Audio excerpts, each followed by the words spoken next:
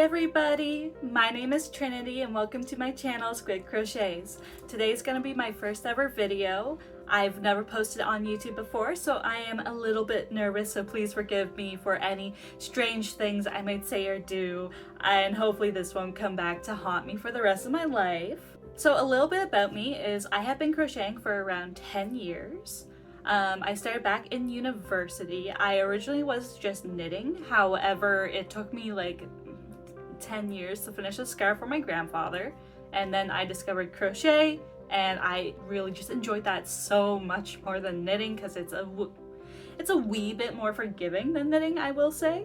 And I also like that I can just kind of create shapes however I want, whereas with knitting it's a bit more complicated and generally there's more math involved. I am a Canadian crochet artist and I just started selling my work in markets and online starting in November of 2023, so I am still fairly new to this, but I'm really hoping to grow as a creator and start producing my own patterns as well, which is super exciting because I actually have one in the testing stage right now. It is for this adorable baby zebra and I am really hoping to have it out on July 26th. So fingers crossed, here we go. So for today's video, I really wanted to do it about the first of my 8 markets I have for this month. Now you might be asking yourself, 8 markets? Are you sure about that? And the answer is, I don't know. I got a little overzealous with the amount of markets I booked. So here we are. I have finished the first one already, meaning I have 7 more markets, and 2 of them are on the exact same day, and they overlap by 3 hours, so that's gonna be lots of fun. Hopefully I'll survive that. Who knows? Originally I was gonna show you guys footage of before the market, during the market, and after the market. I had filmed all of those, and I also managed to lose all that footage in trying to transfer it over to my computer. That was a major error on my part, so I am just going to start with basically recapping the market for you. And honestly, it's probably for the best. So for this market, it was on Sunday, so July 7th. And when we went there to set up, it was a very humid day. It was also really gray and cloudy out, and I was so worried it was gonna start raining. The forecast said that it was supposed to be sunny with clouds. However, like that morning, it genuinely looked like it was about to start a rainstorm at any moment. Thankfully, that did not happen. It actually turned out to be the super beautiful clear day afterwards, for which I am so grateful, because I didn't set up any of my tent walls for my canopy. When we got to the market, it was really difficult setting up because of all that humidity. It just made moving just feel really gross because it was genuinely like you had to swim through the air. It was just absolutely bonkers. And the market operator, she also had to move us a few times because she was really worried that the spot we were in, people wouldn't be able to see us because we were in an outside space in a 10 by 10. And usually they have vendors line around the building completely. However, she didn't have that many vendors for this market. So what she was worried about was that people would just stop before they turned the corner to see us. So she did manage to find a space more close to the front to move us to. And I am really thankful she did that, even though it did eat into a bit of the market setup time. Overall though, I really do think it was for the best, because like when we got there and I saw where I was like, no one's gonna come back here and see me. She had also placed me next to another crochet artist who did do different stuff. She's actually more micro crochet. She had the cutest earrings and I really admired her work. She was doing like really fine micro crochet. I could never, those tiny little hooks are just too painful. And I also just have horrible eyesight, so I don't think I'd be able to do it myself. But I do think having 2 crochet vendors next to each other, even if we do different things, can kind of hurt each other's sales. Obviously that's not what either of us wanted. And she was also super nice. Her daughter was actually one of the first sales I had that day, which was super fantastic. I also, for the very first time, had this brand new shelf that I had my mom help me build. The plans are from the Crochet Carpenter over on Instagram, and this shelf is really great because you can take it apart and put it in your car and transport it really easily. It's also made out of really sturdy wood, so it is durable as well. And honestly, I really loved having it at this market. Before, I was just putting stuff on tables. And while I do love my tables, it is nice to have like a shelf for all my big items. That way I can have more general space to like better space apart my smaller items. Because with my amount of inventory, I have like a lot of different things. So it's really over stimulating for people when they come in and start looking around. It's very frequent where people are like, oh hey, I didn't see this, until their friend points it out to them. So the shelf was super great, and I am really glad that I got it, and I look forward to continuing to use it in the future. So I'll put here the picture of my market setup. Unfortunately, the footage I took of the market setup in much more detail is gone, so this image is the only existing thing left. So now let's talk about what I sold at the market and what my profit was at the end. So for today, I sold 18 items. I had a total of $236 in sales. I had a $30 table fee, and my square fees came to about $3.90. So in total, my final profit for this market was $202.10. And of the 18 items I sold, the very first one was my baby cow for $18. I do have to make more of these. They're super cute. I brought 2. They were both white and blue. I need to make some in more natural colors just because it's nice to have variety for people, especially people who want a more realistic looking cow. After that, I sold a bee for $5. After that, I sold my cinema roll, which is my own pattern. I am working on getting it written up and tested, so keep an eye out for that in the near future.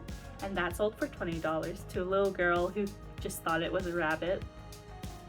Next, I sold my fungi for $12, and after that, a small whale for $5. Then the next sale I had was after an hour, and it was this one woman who came and she bought 5 different items from me for a grand total of $87. The first item she bought was my cheeked up Patrick for $25. She also bought 2 of my Junimos, one blue and one purple, $20 each. And then she bought 2 of my small Mabel chickens, which I sell for $11 each. So as I said, in total that was $87, and that was the biggest sale I had of the day, and I am super grateful that I got it because I was really worried once I passed an hour with no sales. Afterwards, I sold an emotional pickle for $10, a tiny tortoise for $10. These tiny tortoises are actually a free pattern by me. They are over at my Instagram, so go check it out at squid_crochets. Then I sold 2 of my tripe charms, each for $5. Normally I would sell these for closer to $8, however, I have been trying to get rid of them, so I just sold them for $5 at this market. And then next I sold another pickle for $10. And then I sold 2 turtles, each were $20. They went to 2 kids from the same family who were very excited about them. And then my very last sale of the day was for a mystery box for $9. So the family who bought the 2 turtles was actually probably another highlight of the day for me. These 2 kids instantly, as soon as they came into the market, I could hear them, "Mom, there's plushies. Mom, I want a plushie. Mom, I want a plushie." And they just came rushing over with their poor mom behind, who was like, "Kids, don't touch everything. Don't touch everything. Please don't touch everything." But they were super excited. They're like, "Oh my gosh, there's turtles, there's cows, there's cats, there's all sorts of things. I want something, Mom. Please, can we get something?" And eventually the mom acquiesced and said, "Yeah, you guys can get something." And they settled on getting my 2 turtles that I had. And their mom said that it was super fitting because previously, the night before, they had just gotten a new TV, and to test it out, they watched a Discovery Channel show. And that show was about baby sea turtles. And the mom was telling me that originally they thought, okay, it's about baby sea turtles. This will be fun, excellent, cute for the kids. And so the baby sea turtles hatched, and we're walking down the beach to get to the ocean. This will not come as a surprise to any of you who know anything about baby sea turtles, but during that migration from beach to sea, there are seagulls and other birds of prey and other creatures as well that will swoop in and take and eat the baby sea turtles. So the parents were watching that and thinking, oh goodness, this is not what we wanted to show our kids. Hopefully this doesn't traumatize them. And then the baby sea turtles that made it to the ocean, they were like, okay, cool, nice. These little sea turtles, they get to live free now. They get to live a happy life. And then the sharks came and started eating them. So yeah, the parents were like, well, we hope we didn't traumatize our children. But I think just from what I saw of those kids and their little sea turtles, they seemed pretty fine and more than happy with their purchases. So after I came home from my market, I was like deadbeat tired because for whatever reason, I had only slept 2 hours the night prior, and then working in that humidity and then the heat of the day afterwards really just took me out. But when I got home, it was only around like 6 p.m., so way too early to go to bed.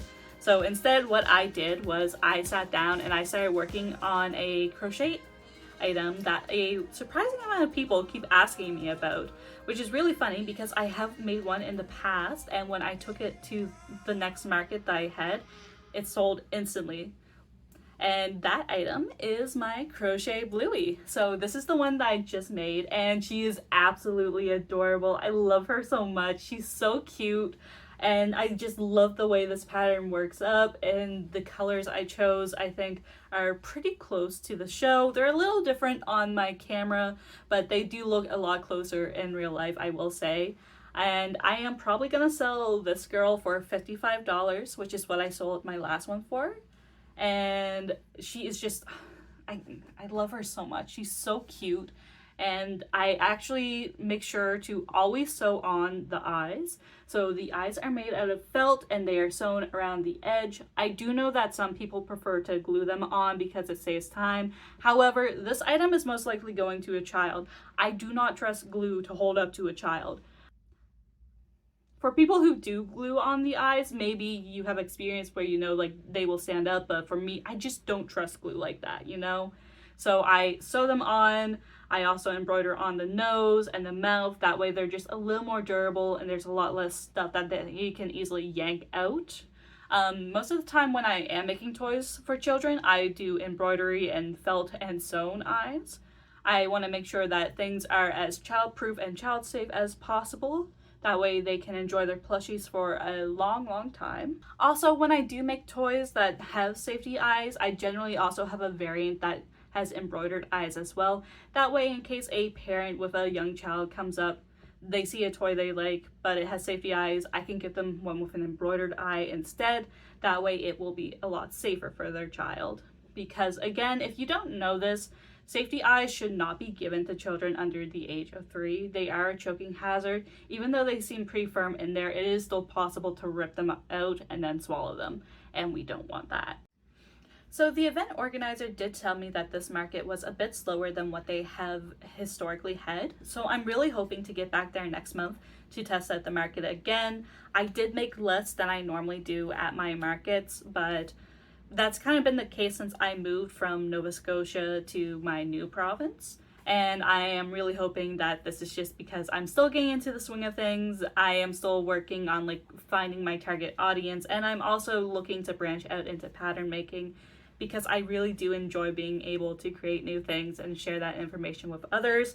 I really hope to someday have some free YouTube tutorials up, and like I said, I already have my free tiny tortoise pattern available on Instagram, so if you're interested, go check it out. It's a super quick and simple make, and it's really great for market prep. I have been prepping tons of tiny tortoises for my 8 markets I have this month. So if you've made it this far, I would like to thank you for watching this video. If you feel up to it, I would really appreciate if you could like and subscribe. Let me know in the comments if you have any feedback or any questions, anything like that. I really hope to continue to make videos like this and actually have the footage, not delete and lose it. That way we can market prep together. I don't know about you guys, but I really love listening to these videos while I'm crocheting and hearing about the experiences other crochet artists have at their different markets. I think it is a really valuable tool, and it really helps me figure out like what should I bring, like what is a bit too frequently showing up in videos so I should avoid that, and what is not showing up enough so I can make this and sell it without fear of like accidentally having the same thing if another crochet vendor is there. So yeah, I really hope you guys enjoyed. Thank you so much for watching all the way, and I really hope to see you again in the future. Bye!